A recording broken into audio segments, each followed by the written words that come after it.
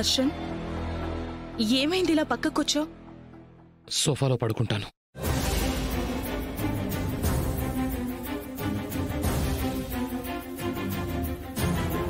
అదేంటి దర్శన్, మనం ఇక్కడికి వచ్చింది హ్యాపీగా గడపడానికే కదా.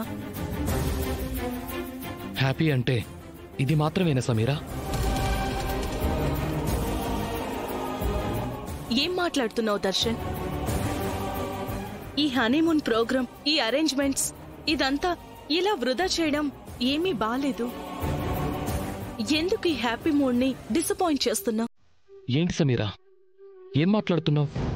మనం డిసప్పాయింట్ చేయాలనుకుంది శరణ్యని కదా.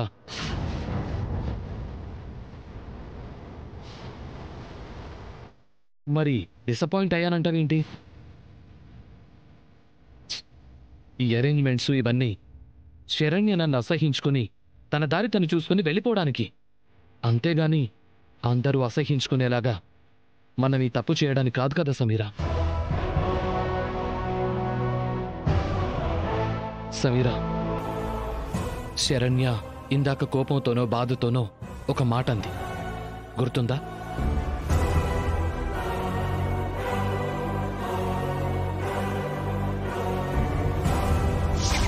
ఇటువంటి చండాలమైన ఆలోచనలు అత్తయ్య గారి పెంపకంలో మీకొచ్చాయంటే నేను నమ్మనుగాక నమ్మను. ఎస్, వాస్తవం. మా అమ్మ పెంపకంలో ఏనాడు తప్పు చేయడం మేమెవరూ నేర్చుకోలేదు సమీరా. నా మనస్సు ఎంత వీక్ మూమెంట్లో అయినా తప్పు చేయదు. సమీరా, ఒక పాయింట్ నువ్వు ఆలోచిస్తున్నావా? శరణ్య నా మనసులో లేదని ఆమెను తాకడానికి కూడా నేను ఒప్పుకోవట్లేదు. ఇదిగో తనకి దూరం అవ్వడానికి ఏదేదో చేస్తున్నాను, సైకోలా బిహేవ్ చేస్తున్నాను. అసలు ఎందుకు ఇదంతా? ఎవరైతే ఏంటి, బానే ఉంది కదా అని తనతో కళ్ళు మూసుకుని కాపురం చేయలేనా? నీతో కూడా జీవితాన్ని ఎంజాయ్ చేయలేనా?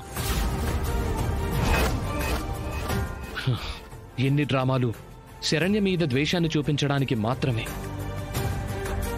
నన్ను నేను కోల్పోకూడదని సమీరా.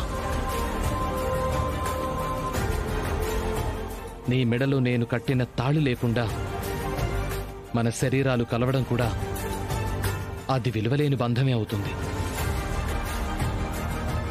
ప్రాణం పోయినా నేను నా క్యారెక్టర్ని కోల్పోను సమీరా.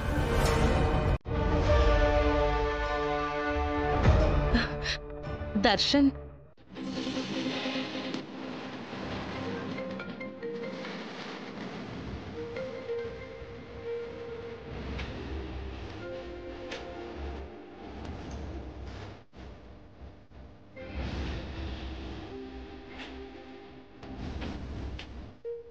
చిత్ర, ఏంటి దర్శన్తో హనీమూన్ అని చెప్పావు?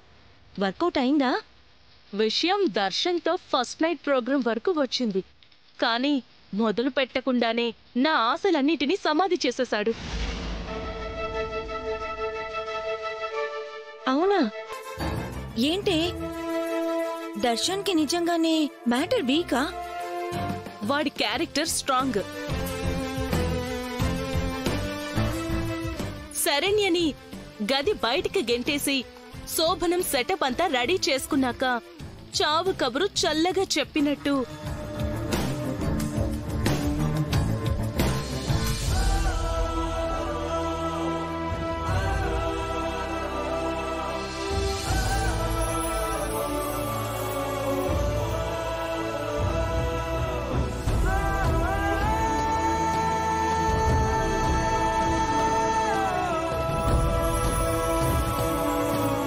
అది జరిగింది.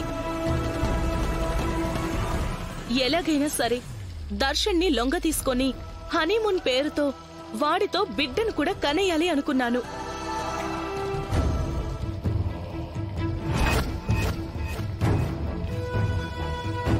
ఇప్పుడున్న శరణ్యని రేపో మాపో బయటికి పంపించేశాక ఆ బిడ్డని అడ్డం పెట్టుకొని కోడలుగా ఆనంద భైరవి ఇంటి గడపలో అడుగు పెట్టాలని భారీ స్కెచ్ వేశాను.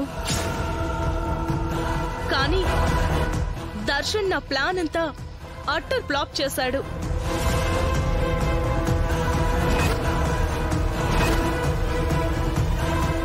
ఎమోషన్స్, ఎథిక్స్ అంటూ వెధవ సొల్లంతా చెప్పి ఆనంద భైరవిని దెబ్బతీసే వజ్రాయుధాన్ని నా చేతికి అందకుండా చేశాడు. అయినా సరే వదలనే. ఈ ట్రిప్ అయిపోయేలోపు దర్శన్ని నా వలుపు మత్తులో డీప్ అవ్వకుండా విడిచిపెట్టను.